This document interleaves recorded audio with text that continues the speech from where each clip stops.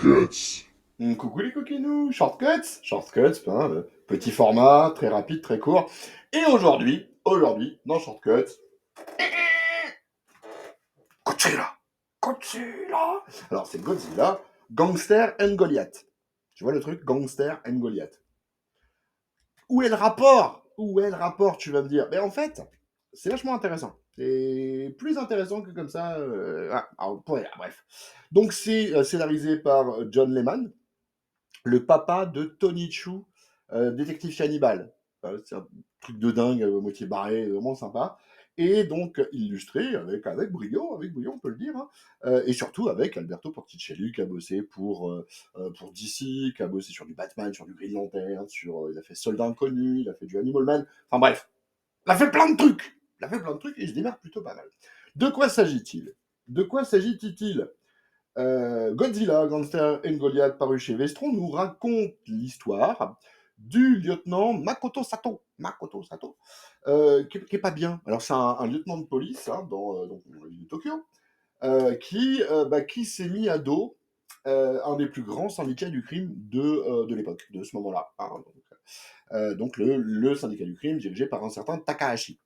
Donc mais qu'est-ce qui se passe? En fait, il se fait gauler par le syndicat, Makoto Sato, par le syndicat du crime, qu'il le kidnappe en vue de le zigouiller. Et il l'emmène en pleine mer. C'est quand même la chose la plus simple à faire hein, quand tu veux zigouiller un gars. Et en fait, il arrive à s'esquiver et à tomber sur l'île d'à côté, qui est ce qu'on appelle l'île aux monstres. L'île aux monstres. Tu vois déjà l'île aux monstres. Et donc, voilà, les gangsters vont essayer de le suivre parce qu'ils se disent, nous, on a ordre de le tuer, il faut grièvement qu'il soit décédé, le monsieur, quand même.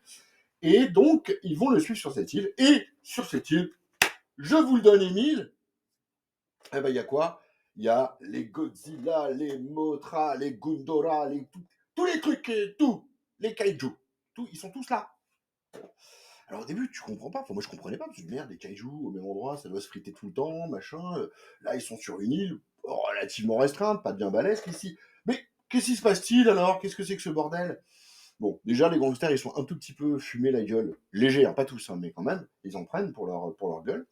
Et notre ami policier, lui, il va s'enfoncer un peu plus avant dans la jungle.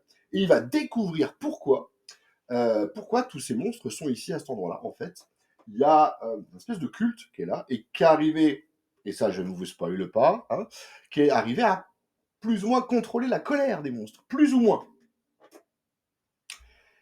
Notre ami policier, lui, un brin revanchard, faut dire ce qu'il est, il se dit, tiens, et si je m'emparais du truc qui me permet de contrôler les kaijus, et que j'allais niquer des mères. Enfin, les mères des gens de la pègre, tu vois, pour le coup. Hein, pas, toutes les mamans, elles vont pas non plus. Donc, dont tact. Dont tact. Donc, le mec, revient à Tokyo avec le moyen de contrôler. Et, et après, je vous raconte plus grand chose. Et ça défonce sa race. Évidemment, c'est l'occasion. Vous savez ce que c'est. Hein, c'est les kaijus dans les villes. Hein, c'est des grosses patates dans les immeubles. C'est de l'avion de chasse qui vient, mais qui se pète les chicots dessus. Voilà. C'est tout ça. Mais pas que. Et c'est là que c'est plutôt vraiment cool. Parce qu'en fait, c'est un prétexte. C'est un prétexte. Alors, il y a de la défense. Il y a de la défense. Mais c'est un prétexte pour un récit un peu plus intimiste. La relation donc déjà entre le policier et sa propre famille, qu'il a mis en danger moult fois parce que s'étant engagé dans la lutte contre le crime face à des espèces de yakuza en fait, hein, il les a mis en danger, hein, il les a laissés de côté. Enfin bref, il y a un rapport à l'autre qui est vraiment vraiment vachement intéressant. Et un rapport aussi entre les gens de la pègre entre eux, tu vois. Et c'est vraiment vraiment plutôt bien fait, c'est vraiment sympa. Il y a en plus, bon, tu veux du kaiju qui se frite? En voilà du kaiju qui se frite, ma couille. Hein? Regarde donc, regarde donc. Attends, parce que je veux pas non plus. Il y a des pages qui sont vraiment sublimes. Regarde, regarde. Ça, c'est de la motra, ma couillasse. Hein? T'as vu ça? Alors, c'est pas beau? Et donc voilà. C'est un habile mélange entre un espèce de polar et du kaiju, du frittage de gueule avec des gros machins qui s'aiment pas trop mutuellement déjà à la base. Et c'est vraiment, vraiment sympa, d'autant que en plus de cela, le twist de fin est vraiment, vraiment cool, assez inattendu pour le coup, je dois avouer. Ouais, j'ai adoré. Et puis c'est des clins d'œil pour tous les fans de Godzilla, hein. Il y a à peu près tous les monstres, il y a Mécanique Godzilla, voilà. C'est vraiment, vraiment très, très cool. C'est chez Vestron. Je sais plus combien ça coûte. Après, chez Vestron, en général, ils sont un petit peu rush. Mais honnêtement, fan de Kaiju et de Godzilla. Moi, je suis un dingue de Godzilla, hein. Donc voilà.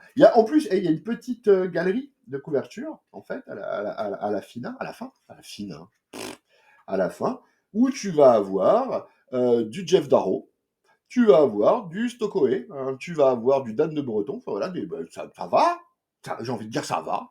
Donc voilà, Godzilla, Gangster and Goliath, chez Vestron, allez-y de ma part, hein. Et puis des